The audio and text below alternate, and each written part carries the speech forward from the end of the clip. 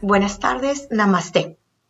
Desde 1985, el 12 de enero de cada año, se celebra el Día Nacional de la Juventud para conmemorar el aniversario del nacimiento de Swami Vivekananda, considerado uno de los más grandes líderes sociales del país. Swami Vikenanada nació el 12 de enero de 1863 en Calcuta, India. Fue monje y filósofo y una figura clave en la introducción y difusión del Vedanta, un sistema de filosofía de la India y del yoga en Occidente. Swami Vivekananda fue un niño precoz, destacó en música, gimnasia y estudios. Cuando se graduó en la Universidad de Calcuta, había adquirido un amplio conocimiento de diferentes materias, especialmente de filosofía y de historia occidentales. Nacido con un temperamento yógico, practicaba la meditación desde su infancia. Los ideales por los que vivió y trabajó son una gran fuente de inspiración para la juventud. Por ello, la Embajada de la India en Lima celebra hoy el Día Nacional de la Juventud. El evento de hoy incluye presentaciones y documentales sobre la vida y las enseñanzas de Swami Vivekananda y homenajes en su honor a cargo de jóvenes miembros de la diáspora india a través de novedosas presentaciones. Gracias. Members of Indian community in Peru and Bolivia, especially youth, friends of India, ladies and gentlemen, Namaskar. It gives me immense pleasure in extending a warm welcome to you to join this virtual event to commemorate the National Youth Day and birth anniversary of Swami Vivekananda. My greetings to the young members of Indian community and all others, including Friends of India. Swami Vivekananda was born Narendra Datta on 12th January 1863 in Kolkata, West Bengal. His spirit of courage and motivation has been energizing India, constantly inspiring us and showing the way forward. He had a very strong belief that youth can transform the fate of India through their hard work, dedication, and spiritual power. As we observe Swami Vivekananda's 159th birth anniversary, let us remember his teachings that profoundly influenced generations of people. He practiced meditation from a very early age. He introduced the Indian philosophies of Vedanta and yoga to the Western world. His thoughts have inspired many people across the world. For Swami Vivekananda, youth is a strong link between a glorious past and a grand future. He said that the greatest sin is to think of yourself as weak, while emphatically reminding you that all power is within you. He called upon that power and urged you to believe that you can do everything. Swami Vivekananda emphasized on both physical and mental strength. In his message for the youth, he said, "We are what our thoughts have made us. So take care about what you think. Words are secondary. Thoughts live and travel far. When an idea exclusively occupies the mind, it is transformed into an actual physical or mental state. There is no limit to the power of the human mind. The more concentrated it is, the more power is brought to bear on one point." On the need to have a firm commitment, Swami Vivekananda said that even a fool can accomplish a task if it were after his or her heart. But the intelligent ones are those who can convert every work into one that suits their heart. He urged everyone to take up one idea, make it an idea of life, think and live on it to achieve the success. When you are doing any work, do not think of anything beyond. Do it as worship, as the highest worship, and devote your whole life to it for the time being. Friends, most of the India's population is below 35 years of age. The youth power is driving the country. Thanks to the aspirational, innovative, and creative youth that India is today among the top three countries of the world's startup ecosystem. India is also the world's third largest home for unicorns, the new companies of more than $1 billion. The youth of overseas Indian community has also been playing a leadership role in several fields with their creative mind and work. This year marks the 75 years of India's independence, which we are commemorating through Amrit Mahotsav. On this occasion, the resolve should be to do things that fulfill the dream of a prosperous India cherished by our freedom fighters who had sacrificed their lives for the country. Let me conclude by remembering those powerful words from Swami Vivekananda. Arise, awake, and stop not till the goal is reached. Wish you a most productive and fulfilling new year. Thank you. Dhanyavad.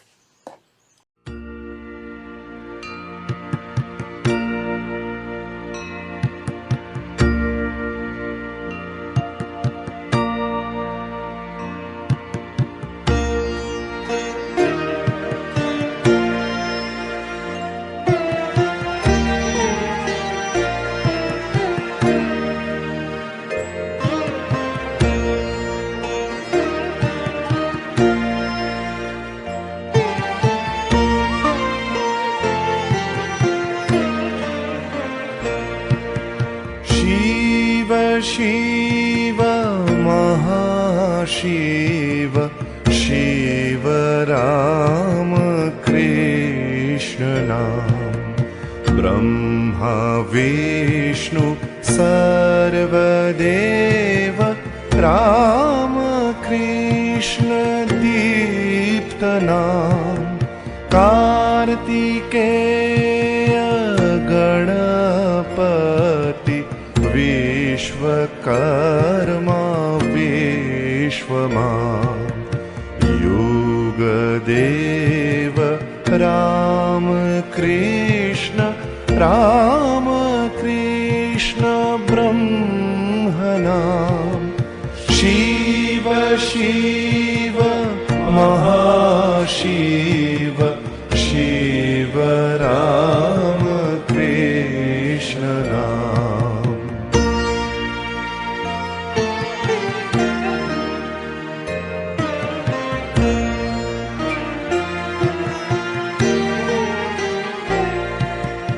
धर्म कर्म लक्ष्मी योगी महादेवी महेश्वर मोक्ष क्षेम सर्वदेव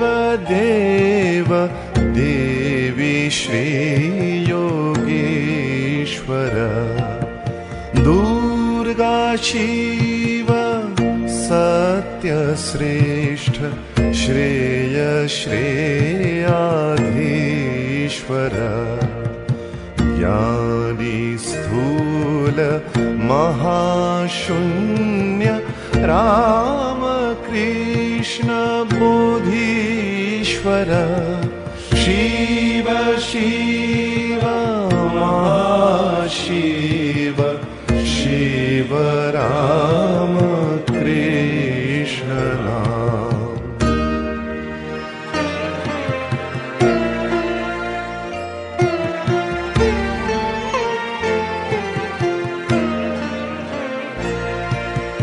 काला काल महाकाल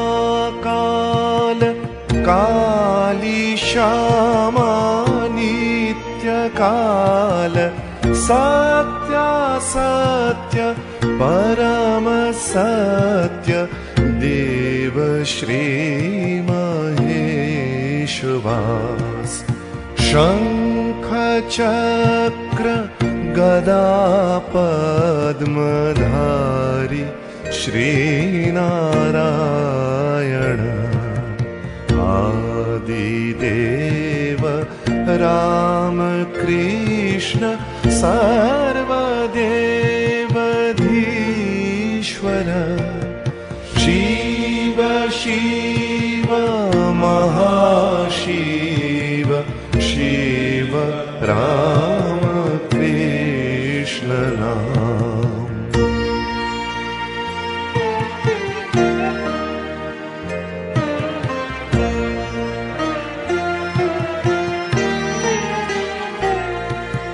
विश्वपति लक्ष्मीपति प्रजापति मनेश्वर शीतला विमला स्निग्ध। We are what our thoughts have made us, so take care about what you think. Words are secondary. Thoughts live, they travel far. This is a quote by Indian monk and philosopher Swami Vivekananda. Good morning, good afternoon, or good evening to everyone. As you know, we gather here today to celebrate 159 years since the birth of Mr. Vivekananda, which also marks National Youth Day in India. Today, I would like to recount some of his greatest contributions in society, including his deep spiritual insight and his commitment to India's spiritual culture. Vivekananda was born on January 12, 1863 in Kolkata. Fun fact, although his birth name was Narendranath Datta, he was later given the name Vivekananda by Maharaja Ajit Singh of the Khetri, and the title Swami was added after the death of his leader Ramakrishna because he became a Hindu religious teacher.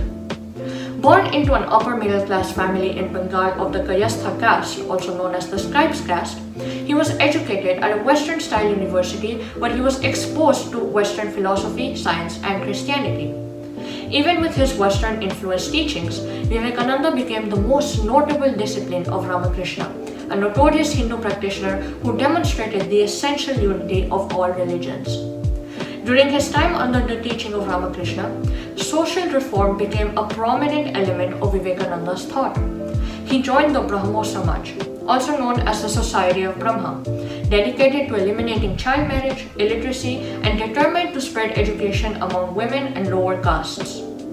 Later in his life, he became an activating force in the movement to promote Vedanta philosophy in the Western world, mainly in countries such as the United States and England. One of his notorious events was in 1893 at the World's Parliament of Religions in Chicago, when he was described as an quote-unquote orator by divine right and undoubtedly the greatest figure at the parliament. When he returned to India in 1897, Vivekananda founded the Ramakrishna Mission at the monastery of Belur Math at the Ganga River.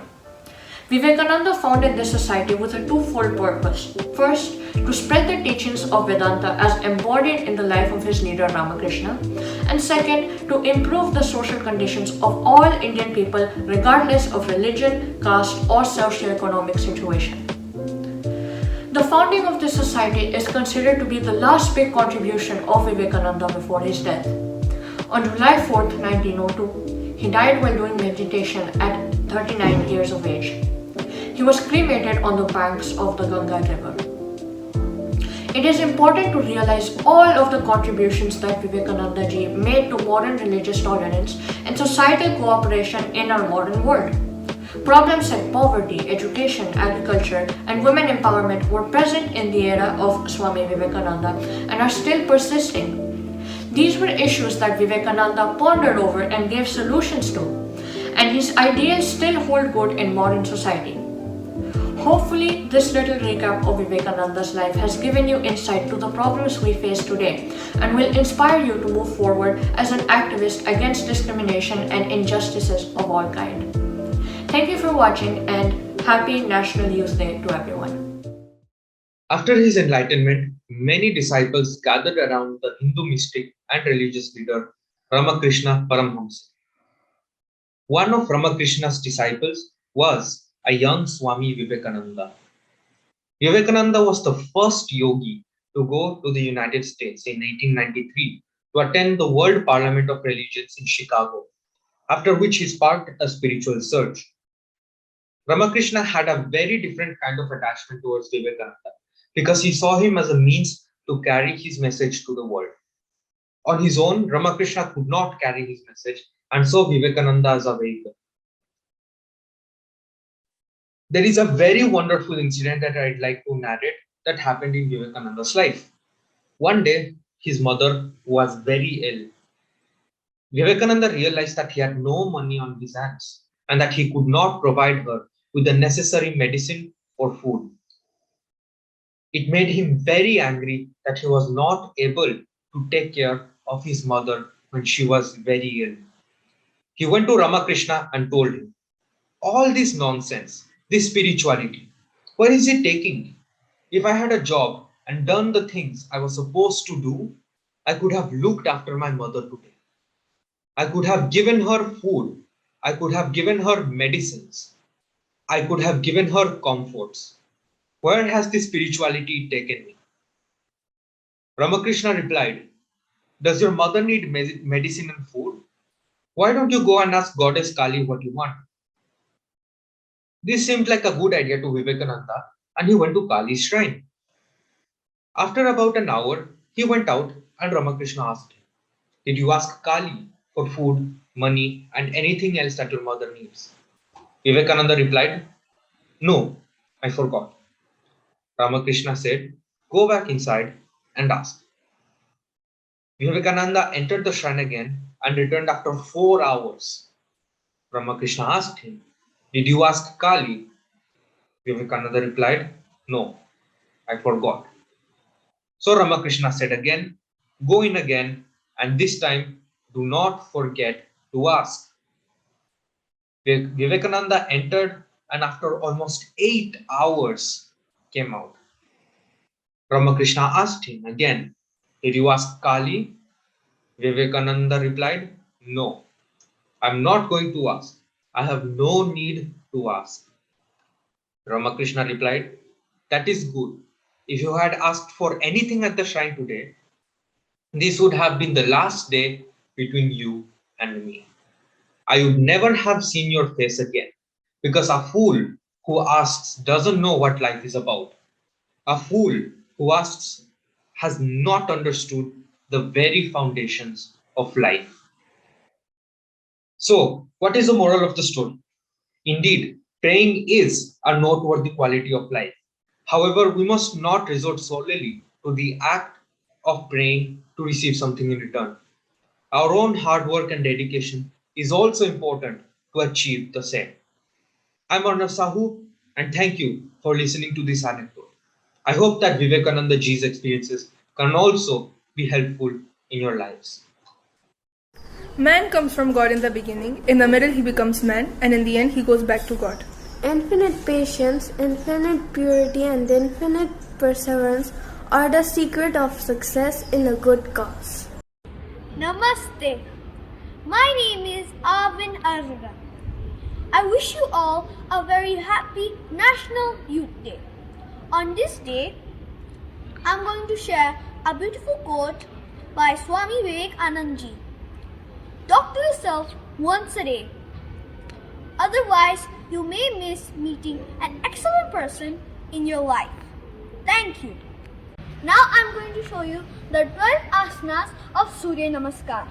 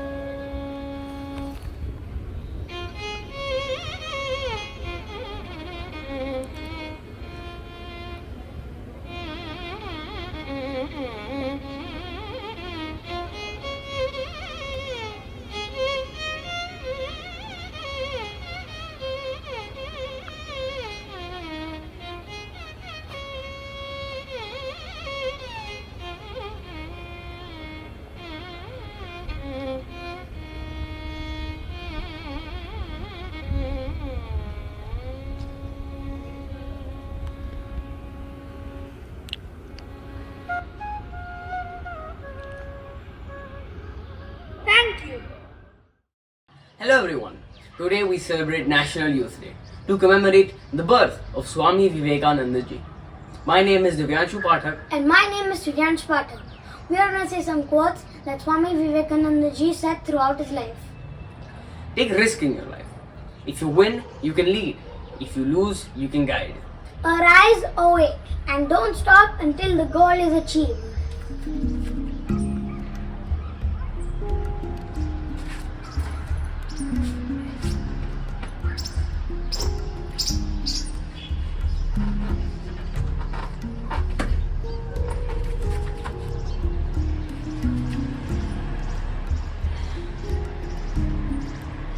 Thank you.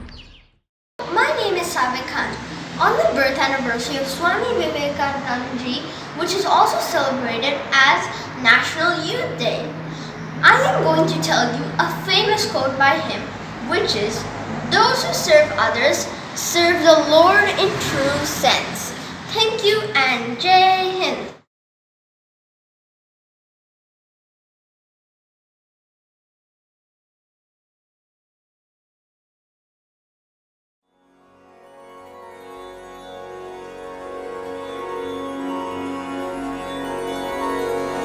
Swami Vivekananda, born Narendranath Datta, Naren as he was called for short, was born in the northern district of Calcutta on January 12, 1863. His father, Vishwanath, an attorney of the High Court of Calcutta, was an agnostic who was inclined to make fun of religion, though in a gentle, civilized manner. He earned a great deal of money and spent as much, leaving just about a huge litigated house and nothing much on his death. In his youth, Naren had become a temporary disciple of John Stuart Mill and Herbert Spencer, and was beginning to call himself an agnostic. When the principal of the General Assembly's institution, later known as the Scottish Church College, Professor W. Hastie, an Englishman who, while lecturing on Wordsworth's poem, The Excursion, and the poet's nature mysticism, referred to the saint of Dakshineshwar and said, "I have known only one person who has achieved such meditation.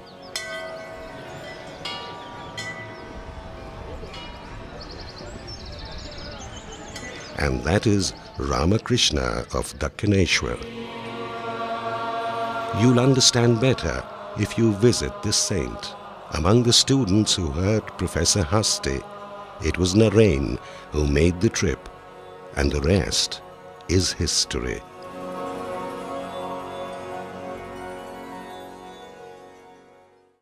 Years later, the great disciple of Swami Vivekananda, Sister Nivedita, was to describe the Calcutta monastery of the Order of Ramakrishna. It was among the lawns and trees of the Ganges side that I came to know in a personal sense the leader to whose work my life was already given. At the time of landing in India, the ground and building had just been purchased at Belur, which were afterwards to be transformed into the Calcutta monastery. A mile or so further up the eastern bank could be seen the towers and trees of Dakshineshwar, that temple garden in which the Swami and his brothers had once been boys at the feet of Ramakrishna Paramahansa.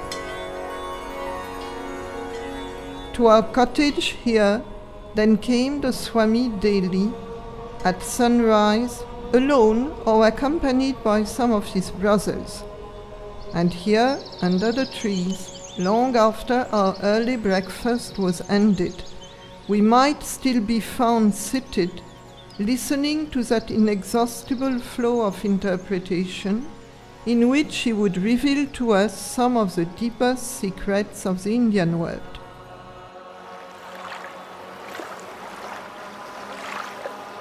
In his early youth, Swami Vivekananda had traveled the distances of the Indian world to know about the realities of his country.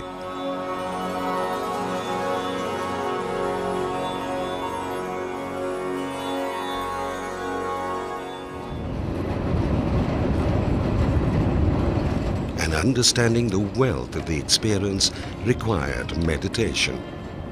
So, at the end of one such journey, as Parivrajika, he swam from the southernmost tip of India to the unnamed rock, to sit there and meditate on God, the duties of a sannyasin, and on India and her problems. That rock today is known as Vivekananda Rock.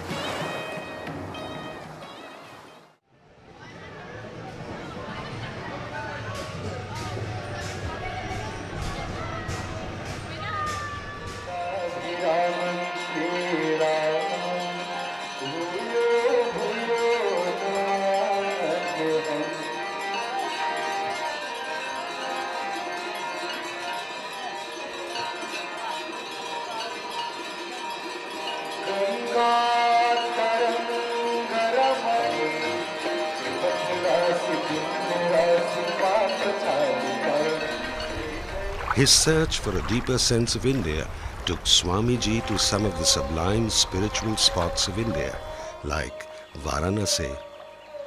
There, Kitty Mohan Sen had heard the Swami singing a song of Rabindranath Tagore, his great contemporary.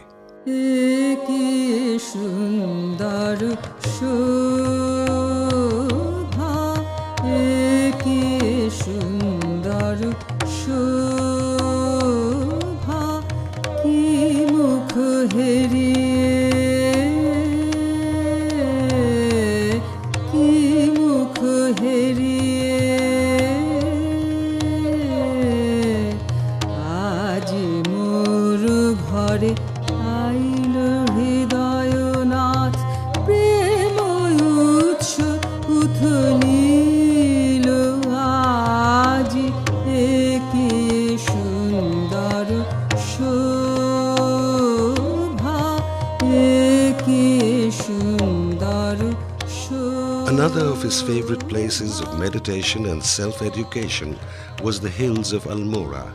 He later, as an itinerant monk, had also taken Sister Nivedita to speak his mind on the power and glory of the Upanishad and Vedanta.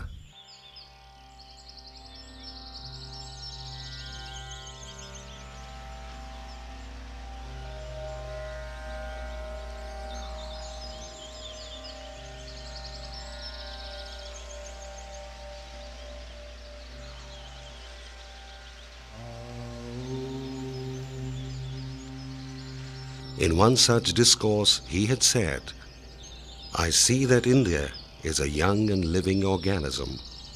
Europe also is young and living. In India, we have social communism and the light of Advaita. This is spiritual individualism.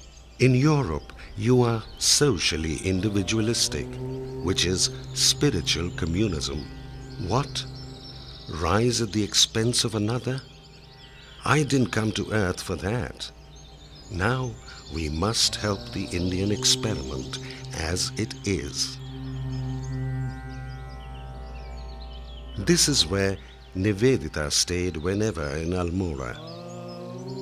She had heard her master thinking aloud on the unities of religions and cultures, the affinities of the East and West, the inner joining of man and nature, the mystery of man's soul, and the unknowable cosmos.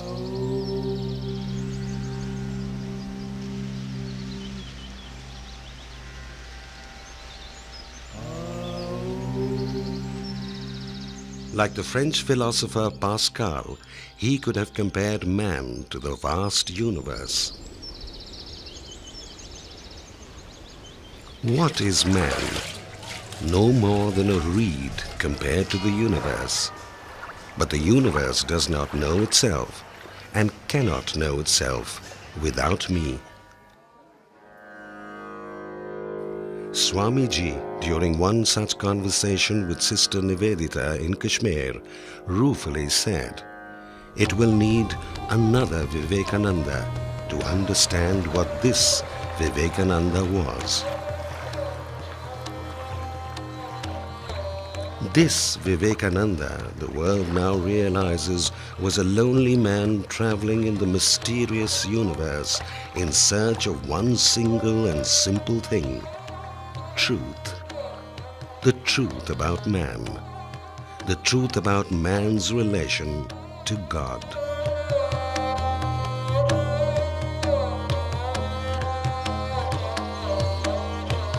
This is again one of the places made memorable to posterity by the Swami's sessions of meditation. Kakri Ghat still boasts a pupal tree under which he meditated.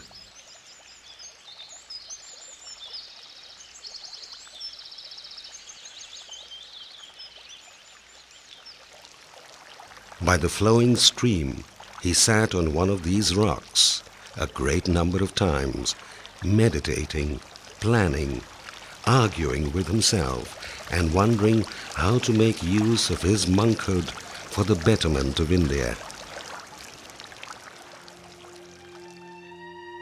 Much before he actually left for the West, he had endeared himself to a great number of Indian aristocrats and intellectuals who urged him to preach about India to the West.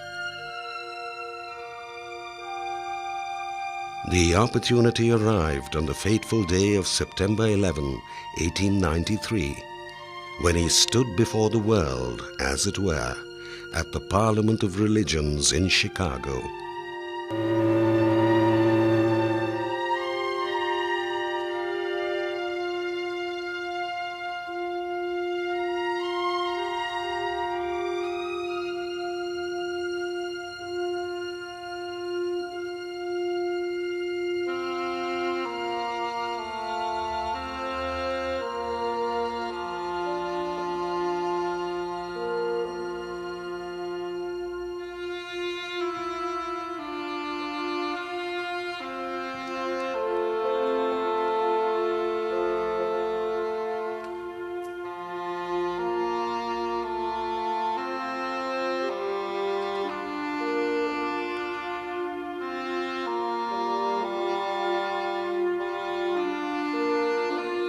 Public Notice 3, this installation that we have done, is one of the ways in which we are trying to rediscover the message of Swami Vivekananda, because I think that each generation has to take the message and has to put it in a way that is accessible for that generation.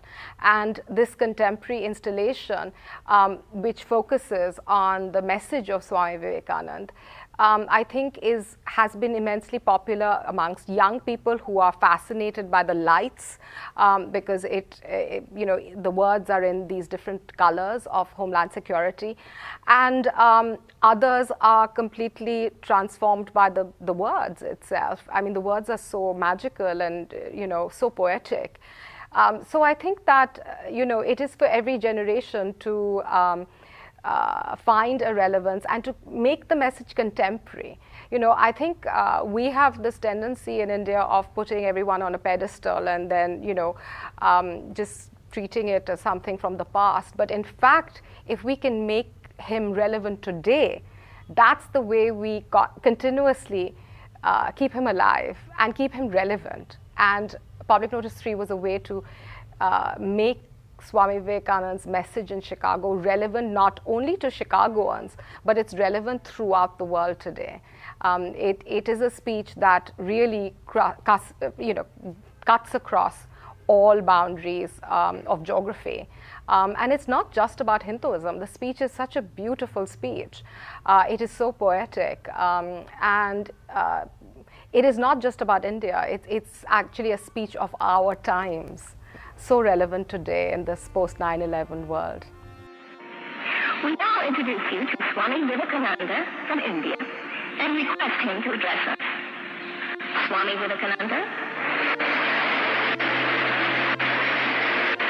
sisterhood and brothers of America.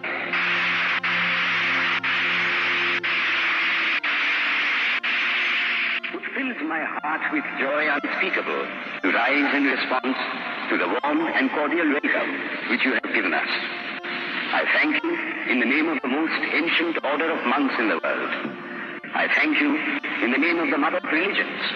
And I thank you in the name of the millions and millions of Hindu people of all classes and sects. My thanks also to some of the speakers on this platform who, referring to the delegates from the Orient, have told you that these men from far-off nations may well claim the honor of bearing to different lands the idea of toleration. We have to do our job to ensure that different generations know about Swamiji. Of course, the Vedanta Center is extremely important in the role that it plays in keeping up the message of Swamiji in America. There are Vedanta centers throughout America. It has many followers, and the Indians are increasingly playing a role along with Americans in keeping the Vedanta centers alive. The other institution I think that is also playing a great role is the World Parliament of Religions itself. They still exist. They still host world parliaments. And while we have had Public Notice 3 at the Art Institute, we've worked with them. They have brought interreligious groups and their trustees and many of their patrons over to the Art Institute to talk about Swamiji on a regular basis. So all of the institutions do their bit to make sure that people do not forget Swamiji's message, and I think it is for all of us and the government of India and the citizens, the Indian Americans particularly, need to play a role to ensure that the Swamiji is not forgotten in America. I think every generation has to rediscover him. I am proud to belong to a religion which has taught the world both tolerance and universal acceptance. We believe not only in universal toleration, but we accept all religions as true.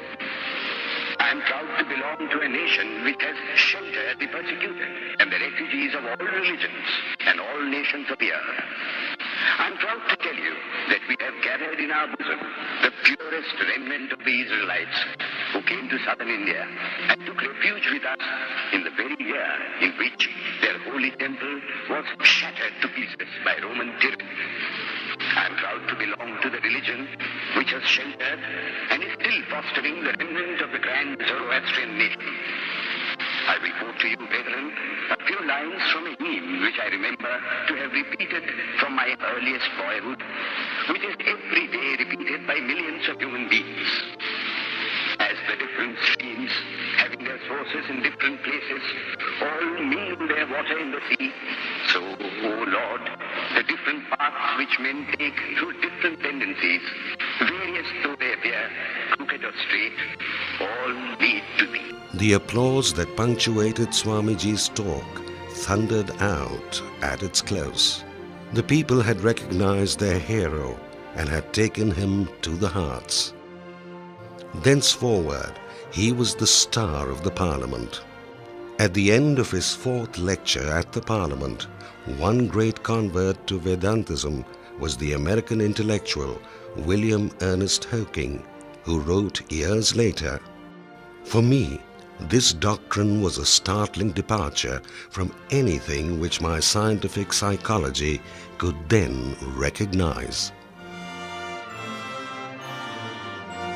And the man who helped introduce him to the Parliament, the redoubtable scholar Professor Wright, could only say, "How can we even try to introduce Vivekananda?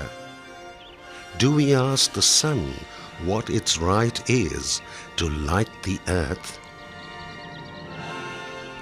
Swamiji remained in America until August of the year 1895, when he came to Europe for the first time.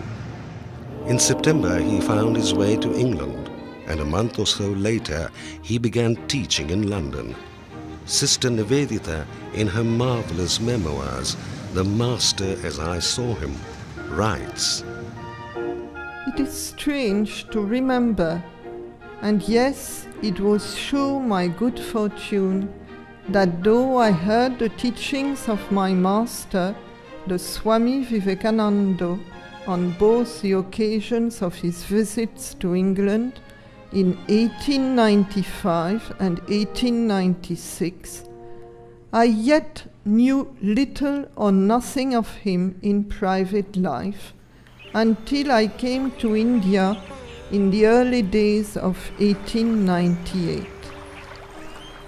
For as a fruit of this want of experience, I have it that at each step of his self-revelation as a personality, my master stands out in my memory against this proper background of Indian forest,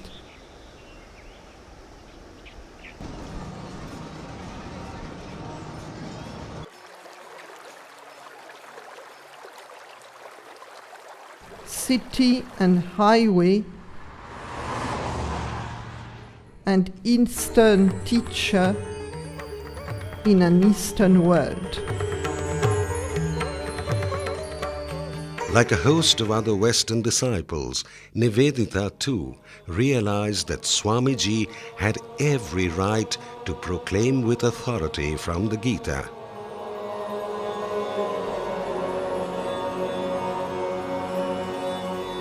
Whenever religion decays and irreligion prevails, then I manifest myself for the protection of the good, for the destruction of the evil, for the firm establishment of the truth. I am born again and again.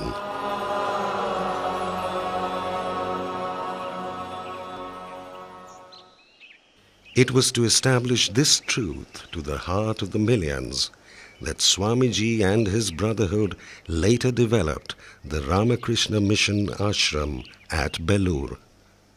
Sheer preaching or learning was not enough. The mission proposed all good thoughts must be translated into action. Well, whenever we say human resource development, it is simply a Vedantic concept. And this is what Swami Vivekananda told before us. He said that education is the manifestation of the perfection already in man. Practically from the same standpoint, he also said, religion is the manifestation of the divinity already in man. So the resource is already within. We have to be aware of it.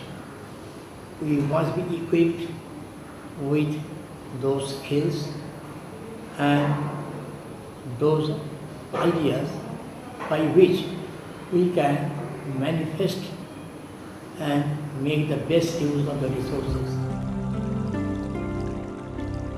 One of the most impressive forms of teaching practiced by the Swami was silence. In other words, by sheer presence. Having founded the ashram, Swamiji did not have much long to live. He had formed a body of greatly talented servants of India and in the process suffered great bouts of health break.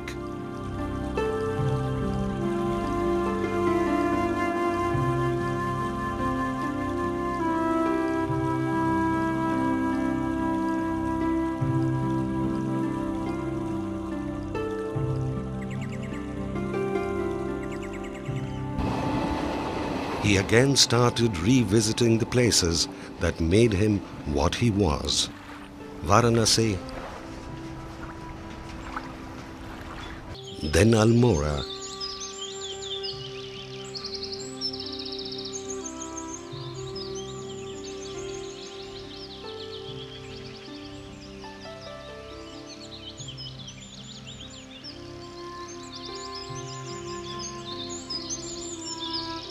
Darjeeling,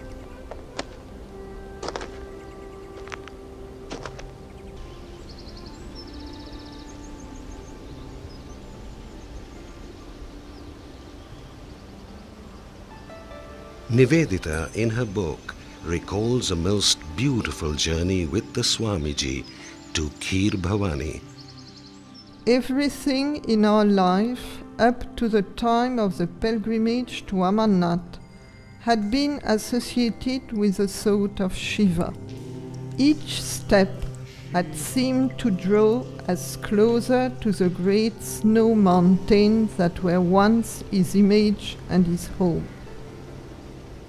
The young moon resting at nightfall above the glacier cleft and the tossing pines had suggested irresistibly the brow of the great God, above all, that world of meditation on whose outskirts we dwelt, had him at his heart and center, rapt and silent, above all qualities and beyond the reach of thought.